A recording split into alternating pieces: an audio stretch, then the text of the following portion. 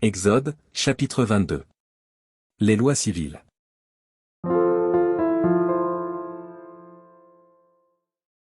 Si un homme dérobe un bœuf ou un agneau, et qu'il l'égorge ou le vende, il restituera 5 bœufs pour le bœuf et 4 agneaux pour l'agneau. Si le voleur est surpris dérobant avec effraction, et qu'il soit frappé et meurt, on ne sera point coupable de meurtre envers lui. Mais si le soleil est levé, on sera coupable de meurtre envers lui.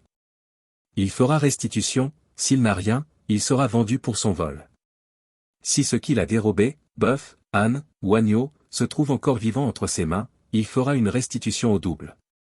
Si un homme fait du dégât dans un champ ou dans une vigne, et qu'il laisse son bétail paître dans le champ d'autrui, il donnera en dédommagement le meilleur produit de son champ et de sa vigne. Si un feu éclate et rencontre des épines, et que du blé en gerbe ou sur pied, ou bien le champ, soit consumé, celui qui a causé l'incendie sera tenu à un dédommagement. Si un homme donne à un autre de l'argent ou des objets à garder, et qu'on les vole dans la maison de ce dernier, le voleur fera une restitution au double, dans le cas où il serait trouvé. Si le voleur ne se trouve pas, le maître de la maison se présentera devant Dieu, pour déclarer qu'il n'a pas mis la main sur le bien de son prochain. Dans toute affaire frauduleuse concernant un bœuf, un âne, un agneau, un vêtement, ou un objet perdu, au sujet duquel on dira, c'est cela. La cause des deux parties ira jusqu'à Dieu, celui que Dieu condamnera fera à son prochain une restitution au double.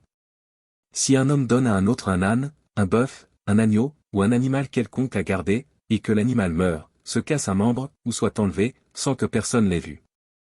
Le serment au nom de l'Éternel interviendra entre les deux parties, et celui qui a gardé l'animal déclarera qu'il n'a pas mis la main sur le bien de son prochain, le maître de l'animal acceptera ce serment, et l'autre ne sera point tenu à une restitution.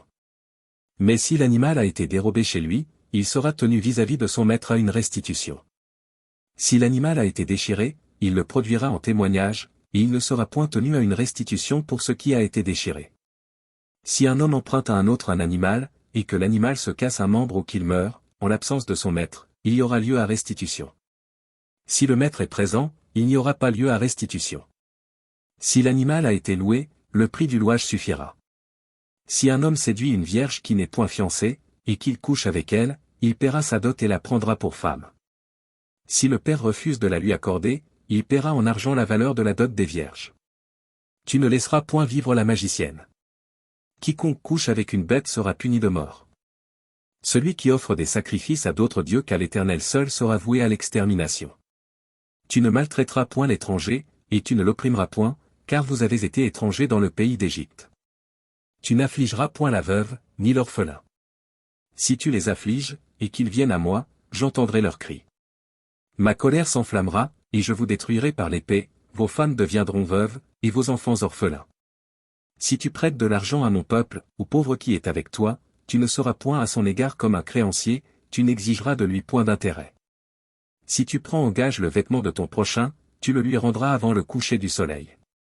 Car c'est sa seule couverture, c'est le vêtement dont il s'enveloppe le corps, dans quoi coucherait-il?